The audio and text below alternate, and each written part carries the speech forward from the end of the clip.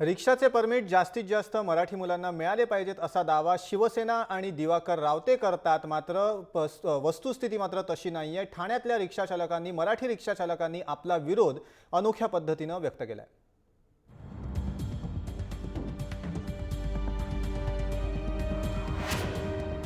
परिवहन मंत्री दिवाकर रावते साहेब ठाण्यातल्या या रिक्षांवरचे बोर्ड पहा।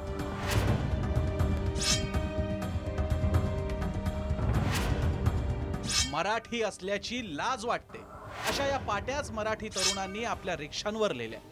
गेल्या 10 वर्षांपासून हे तरुण ठाण्यात रिक्षा चालवतात, पण या तरुणांना हक्काचं परमिट काही मिळालं नाही। आरटीओनं नव्यानं 70,000 परमिट्स काढले, पण हे परमिट मराठी तरुणांना काही मिळत नाही। ज्यांचा रिक्षाच्या व्यवसायाशी संबंध नाही अशांनी मात्र हे परमिट राजरोसपणे मिळवले आणि आता ते काळ्या बाजारात हे परमिट विकत असल्याचा दावा हे रिक्षा चालक करतायत। त्यांच्यामुळे आम्हाला त्रास होतो। आम्हाला येऊन इथं बोलतात का बा कुणाला परमिट पाहिजे का, मला परमिट लागलेलं आहे 5 वर्षासाठी, कोणाला 60,000 दे 70,000 दे असं आम्हाला म्हणतात। का बोलतात? आम्हाला 10-15 वर्ष जायला रिक्षा चालवताना, पण 2दा आम्ही फॉर्म भरला, 2दा पण एकदा पण आम्हाला वेटिंग मध्ये पण आलं ना आणि विनर मध्ये पण आलं नाही।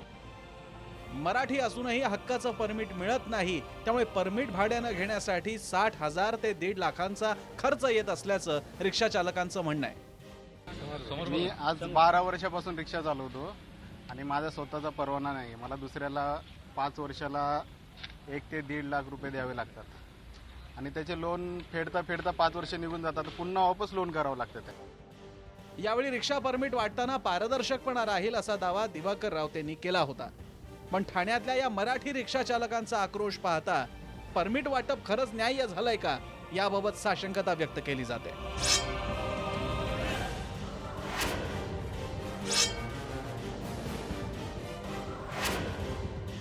निकेश शार्दूल, जय महाराष्ट्र, ठाणे।